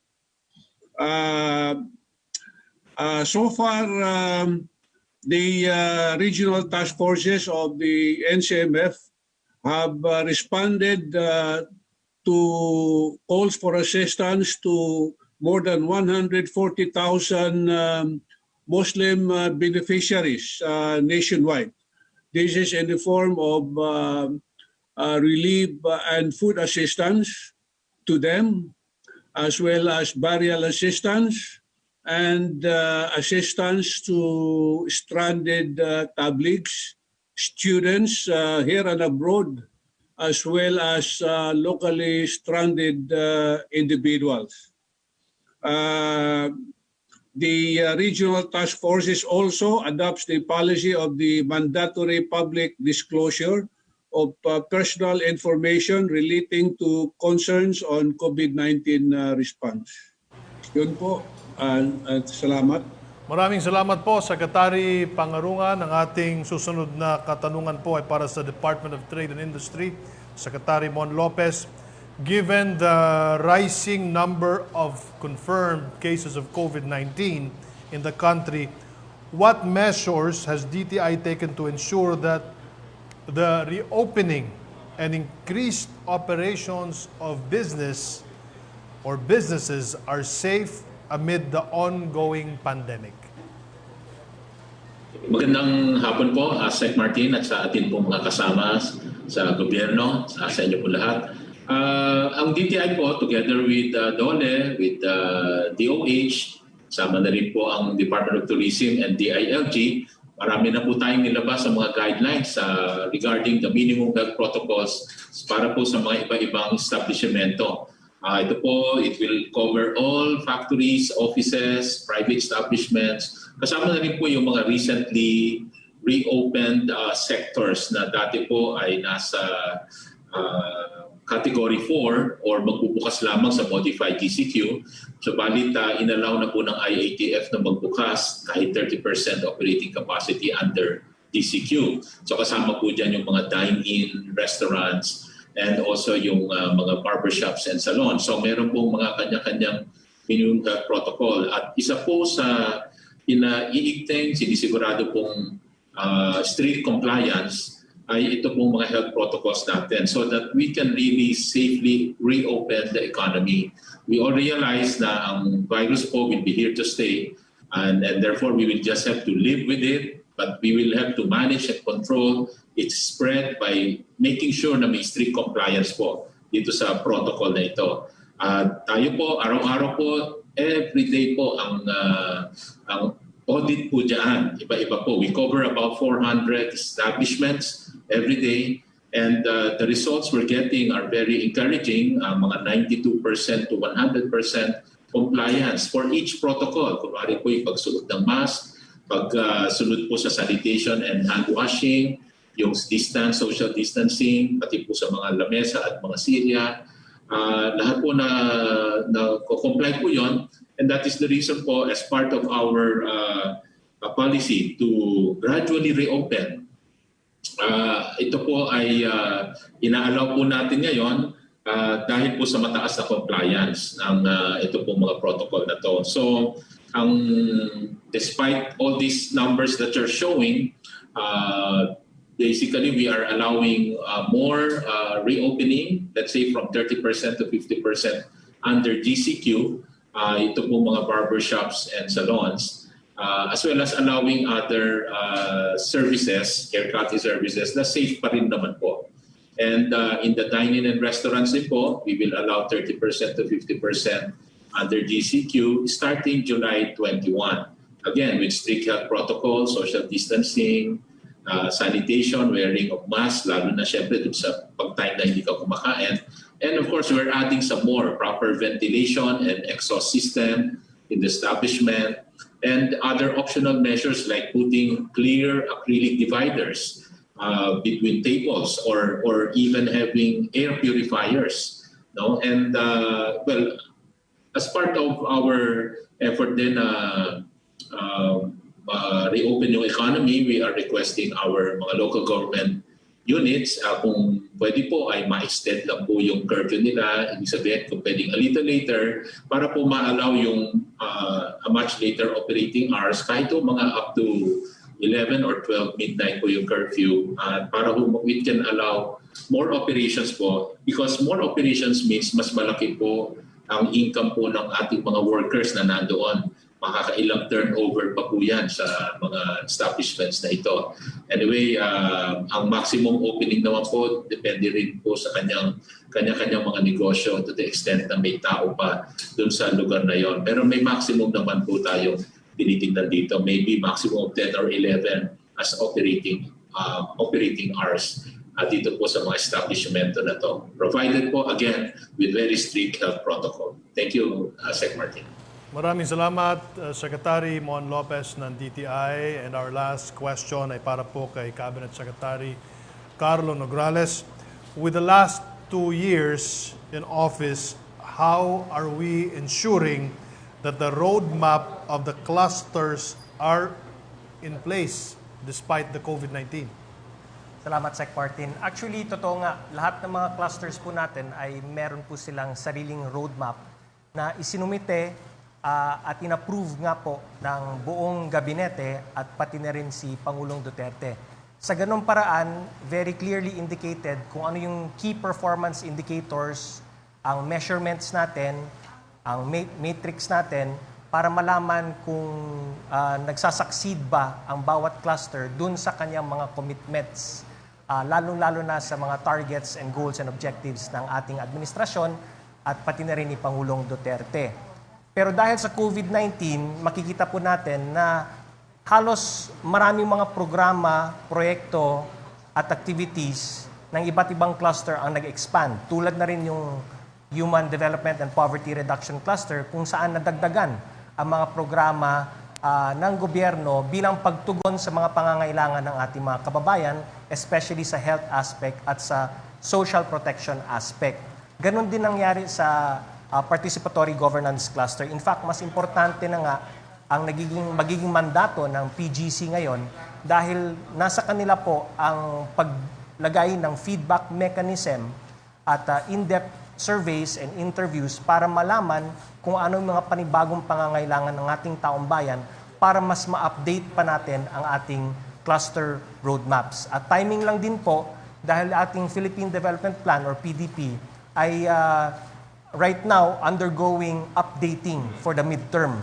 At dahil sa nangyari sa COVID-19, ilalagay na po natin dun sa PDP yung mga panibagong pangangailangan ng ating taong bayan. So, ganun din, habang ina-update natin ang ating Philippine Development Plan, ay dapat i-update na rin po natin ang ating mga cluster roadmaps para tayo tumugon sa mga pangangailangan, maging relevant ang lahat ng mga programa, proyekto at activities ng government para tulungan ang ating mga kababayan, lalong-lalo na ngayong panahon ng pandemya. So dito po, ito po yung gagawin natin para mas magiging relevant po ang ating mga clusters sa pagtugon sa ating bayan at para tuloy-tuloy pa rin po ang pag-accomplish natin ng lahat ng mga targets, goals, and objectives ni Pangulong Duterte. Salamat, Cabinet Secretary Carlo Nograles. Maraming salamat din po sa ating mga Cabinet Secretaries. Maraming salamat din sa mga nagbigay ng kanilang mga katanungan. Ang ating bansa po ay dumanas ng mga pagsubok. Simula pa lamang ng taon, mga pagsubok na nangailangan ng pamumunong may tapang, malasakit at paninindigan. Mga pagsubok na nagpatatag sa atin bilang isang bayan. Ngayon, ano ba ang susunod nating hakbang? Narito ang mensahe ni Pangulong Rodrigo Roa Duterte.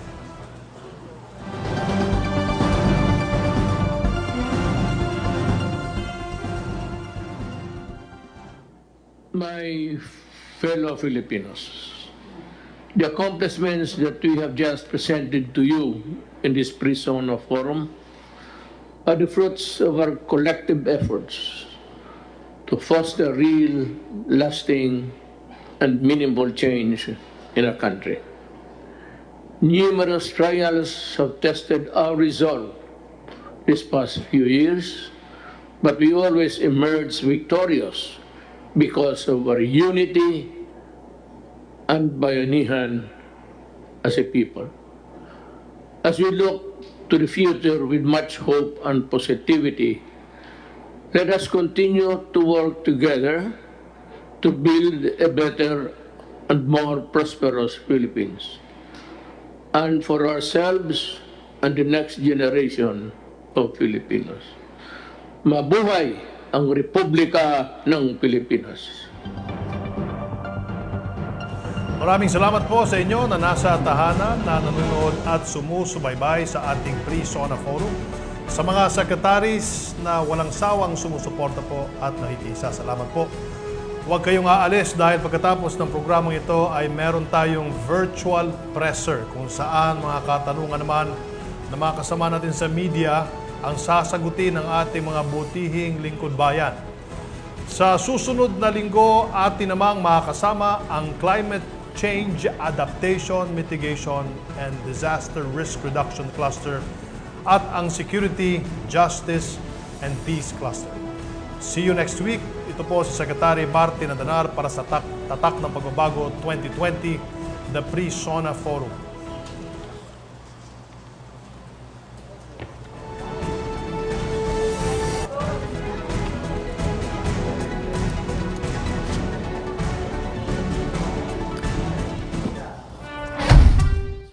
Patuloy pa rin ang laban natin sa COVID-19.